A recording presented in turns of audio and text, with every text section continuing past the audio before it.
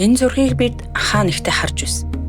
Энэ бол хүний элвад далд ухамсарын тухай зураг.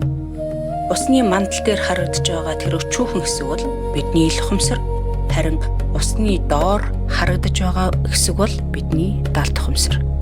Яагаад эрдэмтэд далд ухамсарт ийм том орон зай өгч байгаа вэ? Нөгөө дадал зуршилт тэнд байдаг болохоор тэнд тэрнээс ч их байгаа. Принстоны их сургуулийн сэтгэл судлалын профессор Тимоти Вилсон өөрийн нэгэн номонд цочирдом тоог дурдсан байдаг. Та яг одоо бүх зүйлийг нэгэн зэрэг анзаарах гэд үздэй. Харах, сонсох, амтлах, үнэрлэх, хүрэх бүгдийг нь нэгэн зэрэг. За, ганцхан секунд өгье. 1. Чадсан уу? Чадаагүй. Энийг хэн ч чадахгүй. Яагаад гэвэл бидний тарих 5 м хөөгөөрөө дамжуулаад секунд тутамд 8-аас 16 сая гэдэгч дунджаар 11 сая бит мэдээлэл хүлээн авдаг гэсэн эрдэмтдийн тооцоолол байна. Тархийг чинь саяных шиг ингэж дэлгэрүүлэхгүй тулд бидэнд анхаарал гэдэг шүүлтүр заяасан байдаг бөгөөд энэ анхаарал гэдэг нь тэр 11 сая бит мэдээллээс зөвхөн 40-оос 50 битийг сонгон авч бидний ил ухамсар руу дамжуулдаг. Өөрөөр хэлбэл бид орчин тойрны бүх зүйлийг өөртөө шингээдэгч зөвхөн 40-оос 50 битийг л барьж аваад анзаарч чаддаг. Тэгвэл одоо нөгөө үлдсэн 10 сая 999,950 бит хайчдаг байна. Үүнийг бидний далд ухамсар шууд бүртгэж аваад боловсруулдаг.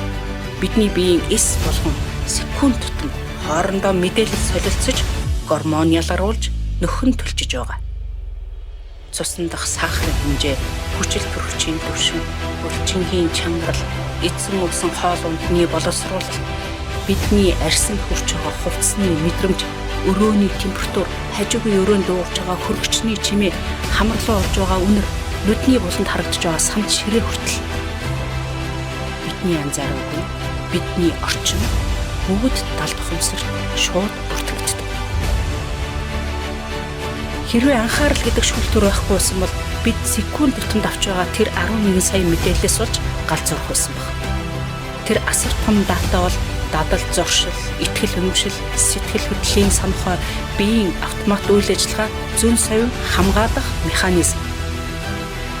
Харахгүй өрөөлөө гарч идэвийн гэрэл тусгаж байгаа жишээтэй харьцуулъя л да.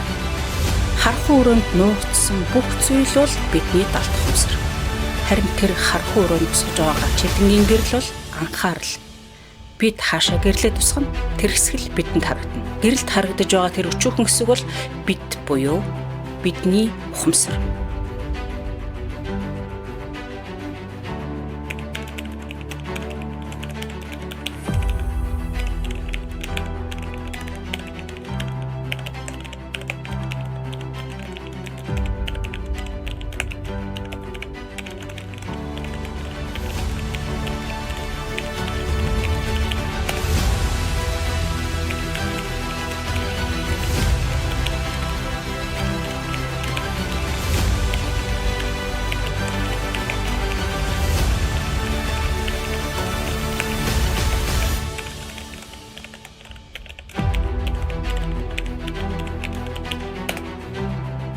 Бидний амьдралын ихэнхийг далд ухамсар удирдах байна.